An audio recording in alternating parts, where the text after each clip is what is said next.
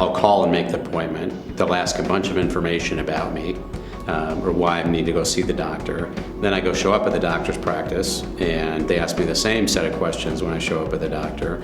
And then they finally take me back to an exam room, and somebody comes in and starts entering the same list of questions and answers into a system.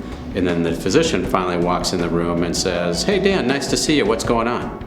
Every time I engage with a healthcare provider, it's like I'm talking to somebody for the first time.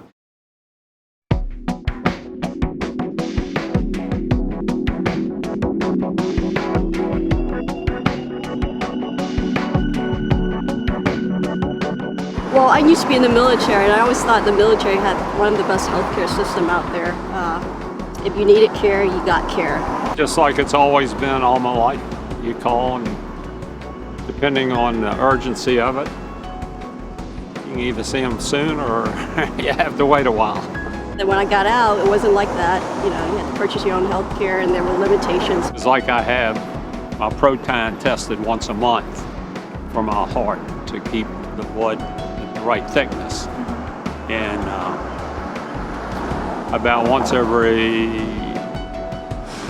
18 months, there's a problem that the claim's rejected. It's coded differently. One number is transposed to the other number. And after hundreds of calls, one person finally said, well, you know, there are 12 different codes for just drawing your blood for this one thing. I said, no, that doesn't make sense. You know, a lot of times, like if you were to see your doctors, they don't spend that much time with you. As you hear, some practices, every 10 minutes there's another patient in front of you. And sometimes the way they seem to like rush everyone is just a really big frustration. One of the costs in healthcare is the physicians, the providers don't have the time to spend as we would 20 years ago. That's very expensive, and that's with health insurance. So I can only imagine what it's like if a person doesn't have insurance. I work at a company where it's offered, but it's just not affordable. And so luckily, I'm still on my mom's. Well, I pay out of pocket. It's a little different for me.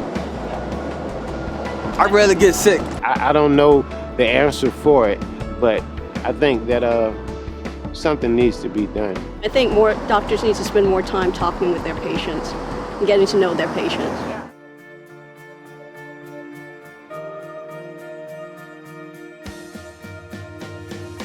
One of the greatest things I see is the access to one's health records through the hospitals and the health systems.